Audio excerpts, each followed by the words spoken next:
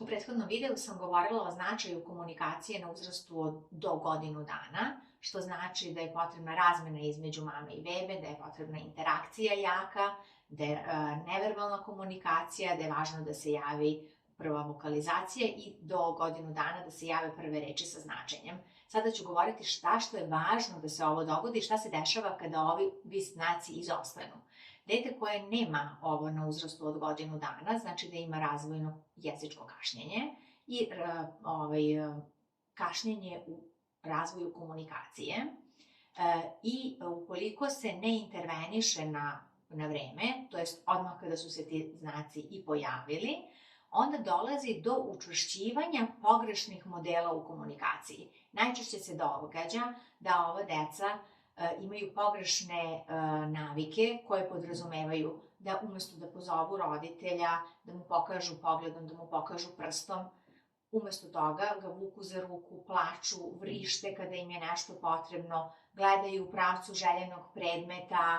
ili pršaju rukama i nervoze se i prave razne neobične,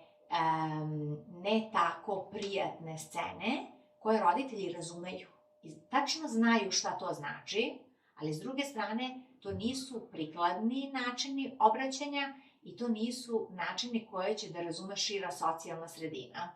Ovakvo dete je isfrustrirano, ono je nezadovoljno i sve više i više se udaljava od onog cilja do kojeg zapravo treba da stigne, a to je progovaranje sa lakoćom i zadovoljstvom.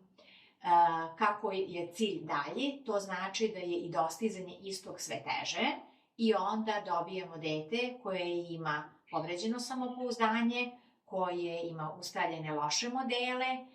koje gubi veru da ono uopšte to može i prosto radije bira da bude,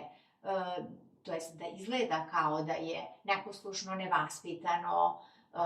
da je, roditelji kažu, eto, on je prosto takav, svojeglav, a zapravo to je sve samo paravan za ovu neprijatnost koju dete osjeća unutar sebe. Iz ovih razloga važno je da obratimo pažnju i da naprosto intervenišemo na vreme i da sa malo svog specifičnog pristupa detetu uspemo da mu pomognemo da prevaziđe sve ove nelagodnosti koje, nažalost, u ovom slučaju on osjeća.